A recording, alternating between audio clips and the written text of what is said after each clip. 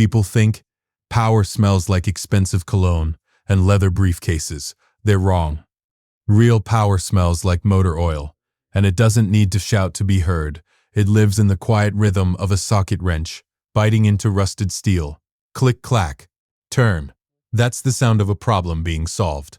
I was lying flat on my back on a wooden creeper, staring up at the grease-caked belly of a 1969 Ford Mustang. The exhaust bracket was giving me hell, fighting me for every quarter turn of the bolt, but I didn't mind the struggle. Down here, in the shadows of an undercarriage, the world makes sense. If a part is broken, you replace it. If it's loose, you tighten it. There's no deception in mechanics. A machine will tell you exactly what's wrong with it, provided you have the patience to shut up and listen. I slid out from under the chassis, grabbing the familiar blue shop rag I always kept tucked in my back pocket. I wiped the dark, slick grease from my knuckles, feeling the thick calluses that had formed over decades. Most folks driving down South Boulevard here in Charlotte just know me as Tom. To them, I'm just the old guy who runs the corner garage, the one who stubbornly refuses to put up a flashy neon sign, the guy who drives a rusted-out 1989 F-150 that looks like it barely survives the winter. They see the dirt under my fingernails and the faded flannel shirts, and they make their assumptions. I let them. It's easier that way. My late wife, Martha, used to say my soul was forged from cast iron and carburetor cleaner. She was the only one who truly understood why I chose this life. When the world outside got too fast, too loud, too obsessed with labels and imaginary status, this little garage was my sanctuary. Martha loved the smell of this place. She'd bring me a thermos of black coffee on Tuesday afternoons, sit right over there on an overturned milk crate, and just watch me work. She knew the man under the hood was the real me, not the man the world once demanded I be. I walked over to my main workbench. It's a battered red Craftsman toolbox, scratched down to the bare metal in places, and covered in a fine layer of dust. I pulled open the heavy bottom drawer. Inside, underneath the heavy-duty torque wrenches and the socket sets, there was a false metal bottom I'd hammered out myself years ago. I lifted the steel tray. Sitting there, completely out of place in this temple of dirt and sweat, was a pristine, thick manila folder. In the center of the heavy cardstock, embossed in subtle gold lettering, were the words, Vance Holdings. There wasn't a single speck of oil on it. I stared at that logo for a long moment. It represented a completely different lifetime, a different kind of machinery entirely. The kind that runs on contracts, commercial real estate acquisitions, and silent control. I ran a rough thumb over the gold foil, feeling the immense weight of what those papers held before carefully setting the metal tray back over it. Down here, I was just Tom the mechanic. That's how I wanted it. More importantly, that's how I needed it to be for my daughter Emily. She had enough pressure in her life without carrying the weight of my past. The late afternoon sun was just starting to cast long golden shadows across the concrete floor of the garage. It was peaceful. The kind of quiet that lets an old man breathe easy and gather his thoughts. Then, the peace shattered. It wasn't a gradual interruption. It was the aggressive, high-pitched whine of a German-engineered engine revving entirely too high for a quiet city street. Tires squealed. An arrogant, unnecessary sound as a sleek, midnight blue BMW swerved off the pavement and jerked to a halt right on the edge of my driveway, kicking up a cloud of gravel dust that drifted toward the open bay doors. I didn't even have to look up to know who it was. I just pulled that blue shop rag out of my pocket again and started wiping my hands. Slowly, because I knew the man stepping out of that car was about to test every ounce of patience I had left. Richard Sterling stepped out of his midnight blue BMW, like a king descending into a muddy trench. He paused to inspect the hem of his trousers, making sure they hadn't touched the concrete of my driveway. He was 40 years old, but he carried himself with the insecure arrogance of a teenager trying to impress the older boys. He wore a bespoke charcoal gray Italian suit, the kind that costs north of $3,000. Standing there, he looked like a glossy magazine cutout, carelessly pasted onto a backdrop of exhaust pipes and discarded tires. "Tom," he said. It was never Dad, never Mr. Vance.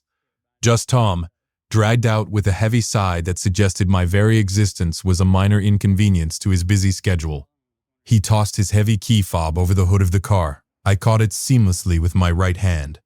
"Needs an oil change," Richard instructed, his eyes already drifting toward the screen of his phone.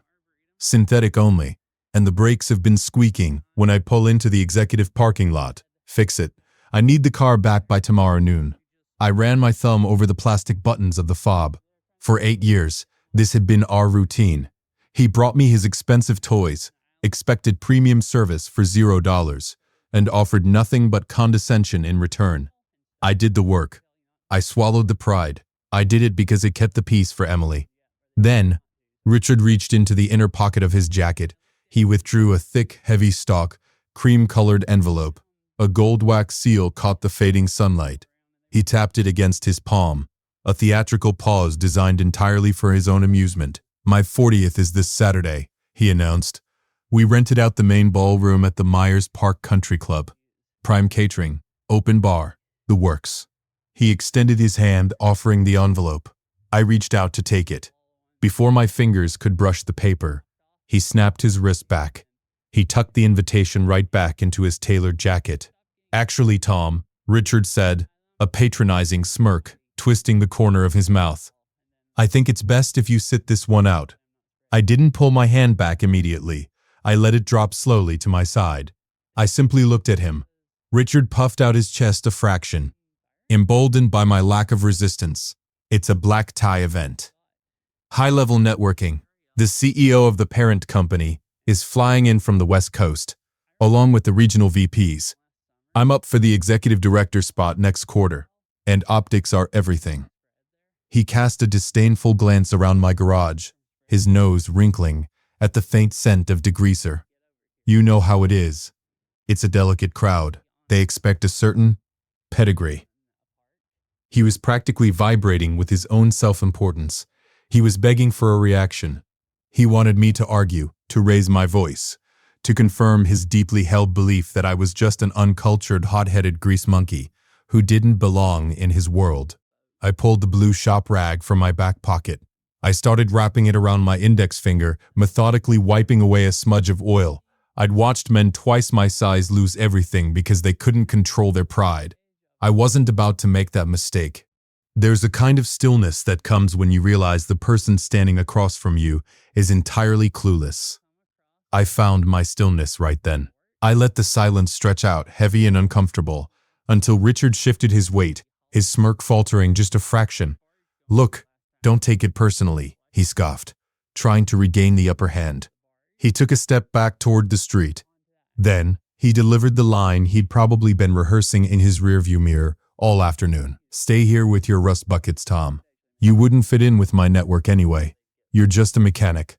I looked down at the oil stains, splattered across my worn leather boots. Then I raised my head and looked him dead in the eye. My gaze was flat, cold. I gave him a single slow nod. "Understood," I said quietly. Richard looked momentarily disappointed that I hadn't put on a show for him. He spun on his expensive leather heel and walked out to the curb. Idling by the street was a modest gray Honda sedan, Emily's car. She had followed him here to give him a ride home. As Richard opened the passenger door and slid into the seat, I caught sight of my daughter through the windshield. When she was a little girl, Emily had a laugh that could fill an entire house. Now, she was sitting behind the wheel, with her head bowed, staring fixedly at her lap. She looked exhausted, beaten down by 1,000 tiny daily humiliations just like this one. Even from a distance, I could see the red rims of her eyes. She didn't look up at me. She was too ashamed. The Honda pulled away, merging into the traffic on South Boulevard, leaving me alone with the silence of the garage. I stood there in the driveway, the keys to Richard's BMW digging into my palm. For 8 years, I had played the role he assigned me. I had smiled at the awkward dinners, nodded through his lectures on success, and fixed his cars. I thought enduring his arrogance was the price of keeping my daughter close. But seeing her face just now, hollowed out and devoid of light, that wasn't peace. That was surrender. I squeezed the blue shop rag tightly in my fist. The time for enduring was over. What Richard didn't know yet was that the game he thought he was winning had actually ended 5 years ago. I walked back into the garage, leaving the midnight blue BMW sitting in the driveway. Like an abandoned toy, the heavy metal bay doors rolled down with a satisfying metallic rattle, shutting out the noise of South Boulevard. The air inside was thick with the familiar scent of degreaser and old rubber. It was my favorite smell in the world, but today I barely noticed it. I went straight to the battered red Craftsman toolbox. I pulled the bottom drawer all the way out, lifted the heavy torque wrenches, and removed the false steel bottom. The pristine manila folder sat exactly where I had left it. I carried it over to my workbench, pushing aside a dismantled carburetor to make room under the buzzing fluorescent light. People often confuse wealth with noise. They think if you have resources, you have to wear them on your wrist, drive them down the street, and scream your status from the rooftops.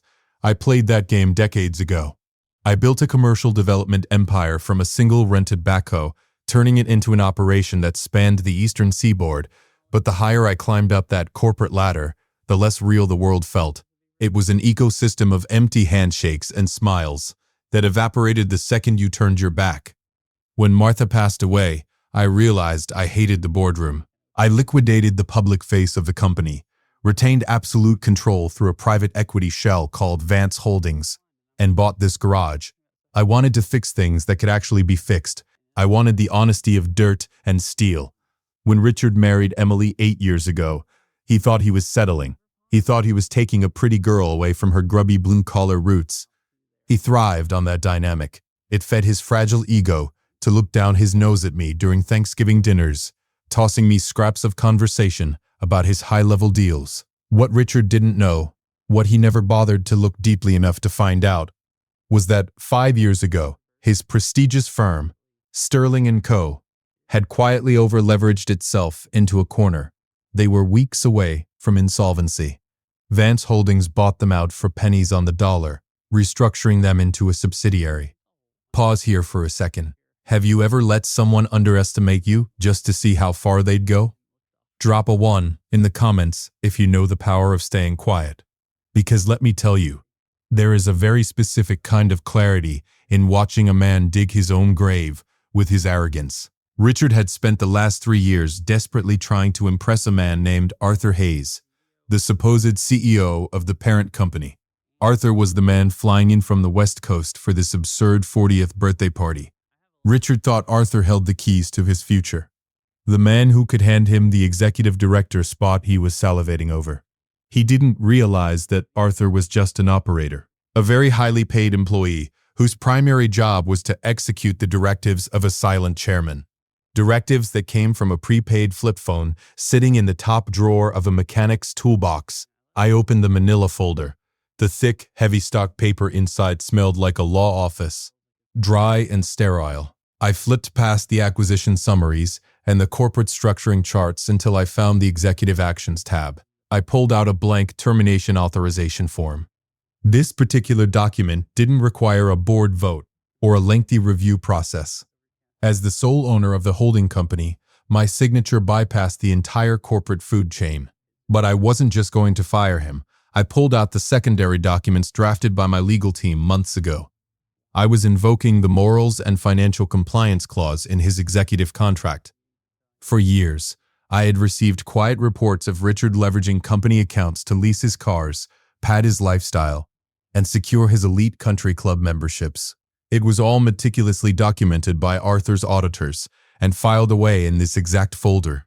By signing this paper, I wasn't just taking his title. I was stripping his unvested stock, freezing his corporate credit lines, and activating a non-compete clause that would lock him out of the commercial real estate market in 3 states. He wouldn't just be unemployed. He would be radioactive. I reached into the breast pocket of my faded flannel shirt and pulled out a cheap, plastic bike pen with a chewed cap. I leaned over the workbench. I didn't feel angry. Anger is a hot, chaotic emotion that makes you clumsy. I just felt a cold, mechanical precision. A broken, toxic part in my daughter's life was finally going to be removed and scrapped. I pressed the ballpoint to the signature line and signed. Thomas Vance, Chairman. Thomas Vance, Chairman. As I lifted my hand, I noticed my thumb had brushed the bottom margin of the page. It left a distinct, dark smudge of motor oil on the pristine white paper. I didn't reach for my blue shop rag to try and dab it away. I left it right there. It was the perfect seal of approval. I closed the folder, tucked it under my arm, and picked up the keys to Richard's BMW. I still had an oil change to do. What I didn't know yet was that tomorrow night, Emily would make a phone call that would turn this corporate execution into a deeply personal mission. It was Friday night, a little past 9. I had finished the oil change on Richard's BMW, wiped down the tools, and locked up the garage.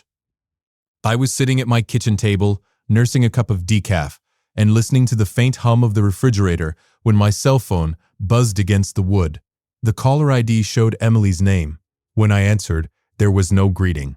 Instead, I heard the shaky, uneven intake of breath that meant she was trying not to cry out loud. She was hiding. Based on the faint echo, she was probably sitting on the floor of their guest bathroom with the exhaust fan running so Richard wouldn't hear her. "Dad," she whispered, her voice cracking. "I'm so sorry.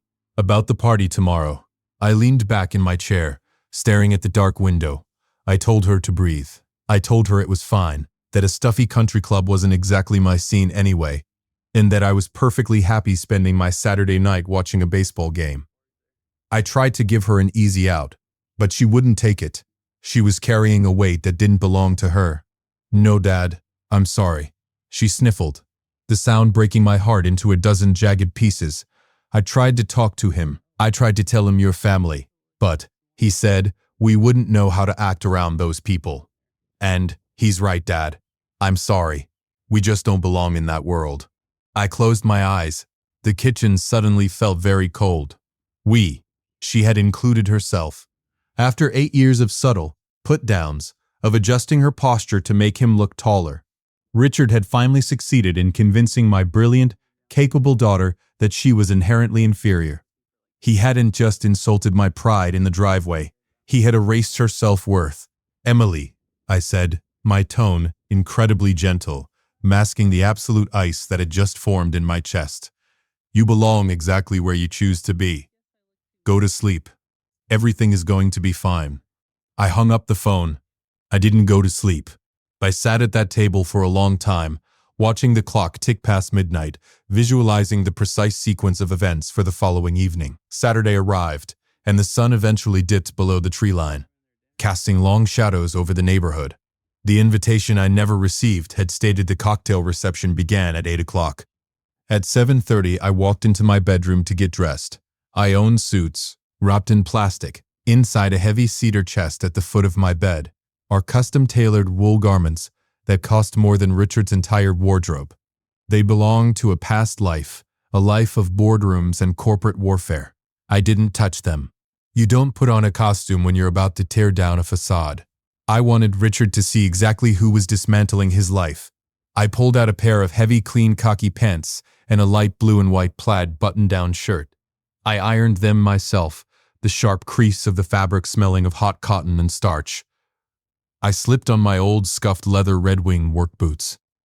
As a final touch, I took a brand new bright blue shop rag from a fresh bundle on my dresser, folded it neatly, and tucked it into my back right pocket. Outside, Richard's BMW sat gleaming under the streetlights, its engine purring perfectly, ready for a king. I walked right past it.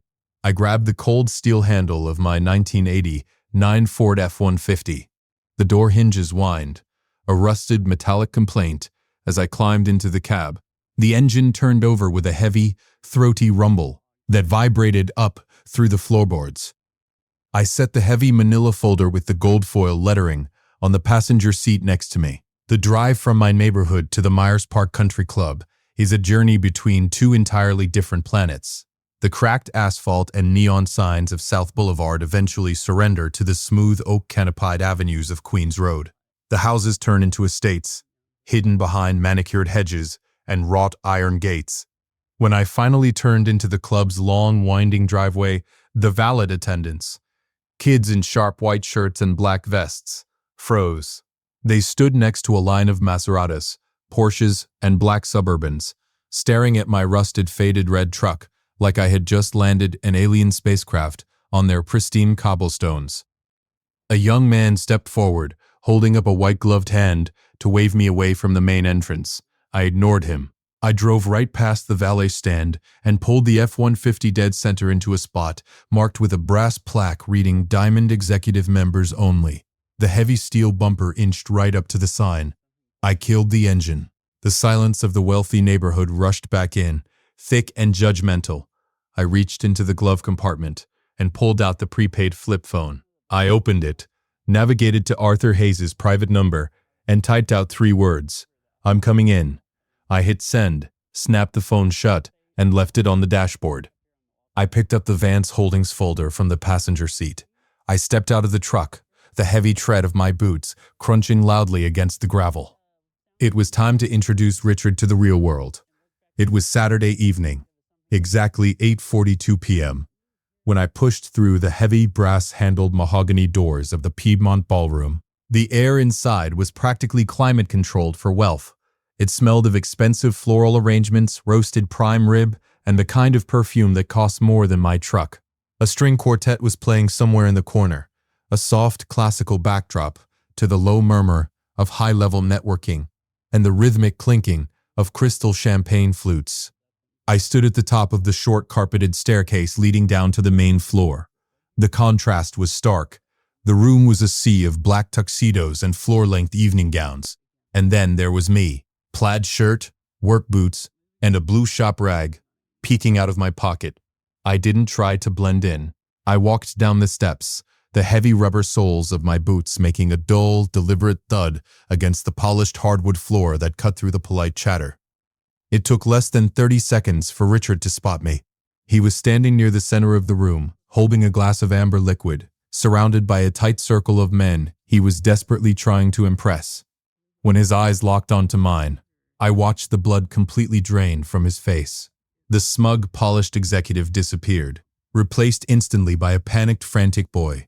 He muttered something to his circle, set his glass down so hard the ice rattled, and marched toward me with furious long strides. He intercepted me near a towering ice sculpture, stepping directly into my path to block me from the view of the VIP tables. "What the hell do you think you're doing?" Richard hissed, his voice trembling with a toxic mix of rage and sheer embarrassment. He looked me up and down, his eyes darting to my scuffed boots. "I told you yesterday. You are not welcome here. You are going to ruin everything I've built. I will have security drag you out by your collar if you don't turn around and walk out those doors right now." I didn't blink. I didn't step back. I just looked past his shoulder, scanning the room. "I'm not here for the cake, Richard," I said quietly. Richard reached out, his hand wrapping aggressively around my forearm. "Listen to me, you stubborn old mechanic. Arthur Hayes is sitting right over there. If he sees you—" "If I see who, Richard?" The voice came from behind him.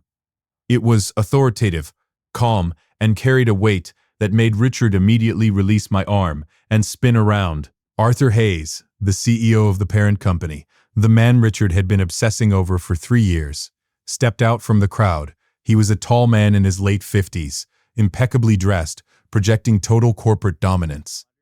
Richard immediately physically shrank, his posture folding into a pathetic display of submission. "Arthur." "Mr. Hayes, I am so incredibly sorry," Richard stammered, his hands fluttering nervously.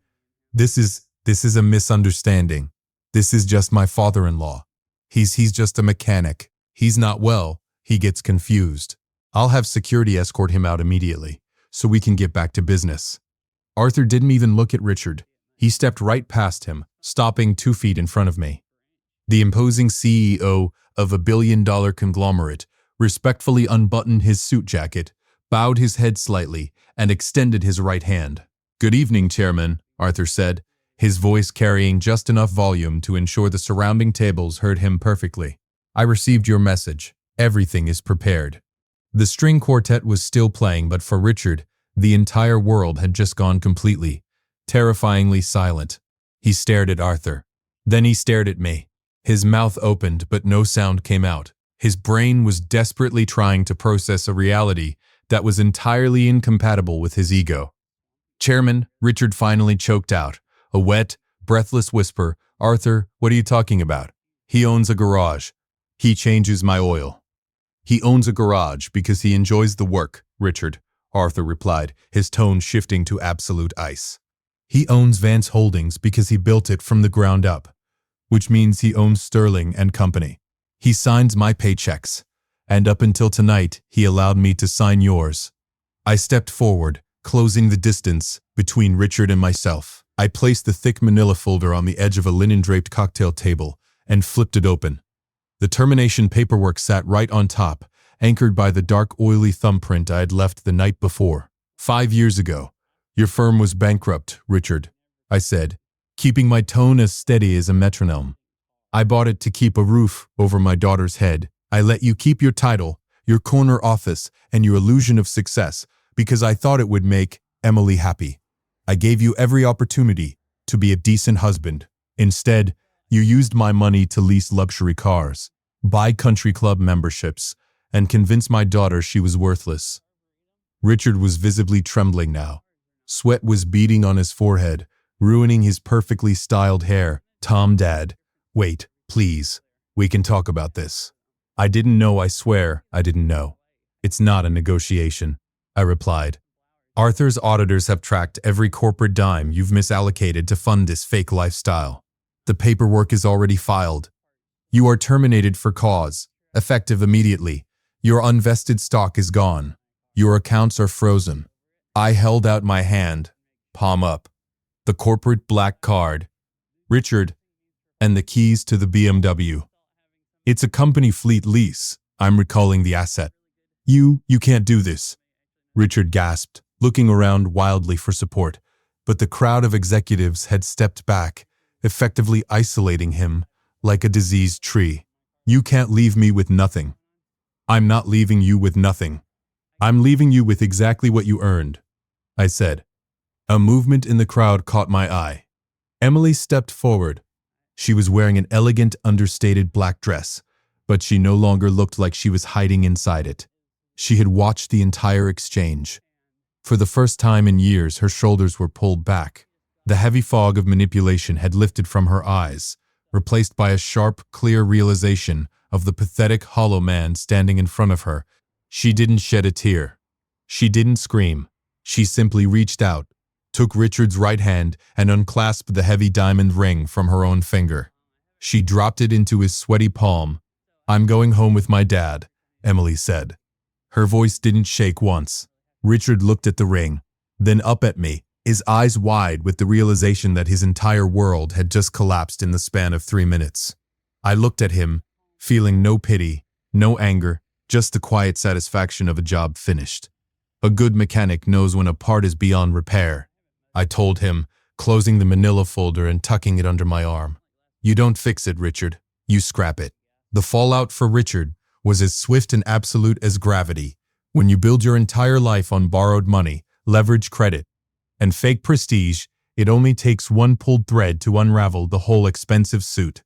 The non-compete clause in his executive contract was ironclad, drafted by a team of corporate lawyers who charge by the minute and absolutely never lose. Word traveled fast in the commercial real estate sector. The industry is much smaller than people think, and no firm wants to hire the guy who tried to publicly humiliate the silent chairman of Vance Holdings.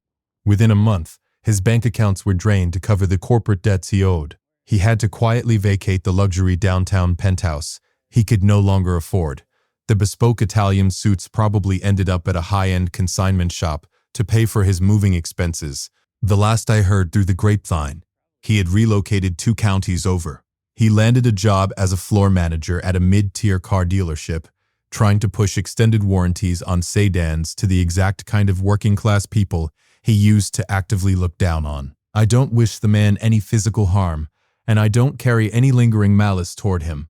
But there is a certain undeniable poetic justice in knowing he now has to smile, shake hands, and be profoundly polite to men wearing scuffed leather work boots. The divorce was finalized without a single trial date. Richard simply didn't have the resources to drag it out in court, and Arthur's legal team made sure the separation of assets left Emily completely protected and entirely debt-free. But the real victory had nothing to do with corporate shares, frozen bank accounts, or ruined careers. It had everything to do with watching my daughter slowly come back to life. It didn't happen overnight. 8 years of being constantly told you aren't good enough, of being gaslit into believing you are inferior, leaves a heavy, invisible residue. But week by week, the nervous tension left her shoulders. The genuine, room-filling laugh I remembered from her childhood started making a steady comeback. She moved into a nice, quiet townhouse closer to my side of the city. She stopped trying to fit into a mold that was never meant for her. As for me, my life remained exactly the same. The corporate world is still out there, running on its endless, exhausting treadmill of quarterly earnings and networking events. But I leave all that to Arthur. He is exceptionally good at what he does, and he knows not to call my prepaid flip phone unless a building is actively burning to the ground. It was a late Tuesday afternoon, about 6 months after that night at the country club. The harsh North Carolina heat was just starting to break, giving way to a cool, easy autumn breeze. The heavy metal bay doors of the garage were rolled wide open. I had just finished bolting the exhaust bracket on that 1969 Mustang and was standing by the workbench, wiping my hands on my favorite blue shop rag. Emily pulled up into the driveway. She hopped out, carrying 2 ice-cold glass bottles of ginger ale. She walked over, handed me a bottle, and then climbed right up onto the rusted, sun-faded hood of my 1989 Ford F-150, not caring one bit if she got her jeans dusty. I climbed up and sat next to her. We clinked our glass bottles together. We didn't talk about Richard. We didn't talk about Vance Holdings, or country clubs, or executive directors. We just sat there together, listening to the low hum of the traffic out on South Boulevard. We watched the sky turn a deep, brilliant shade of burnt orange as the sun slowly dips behind the city skyline.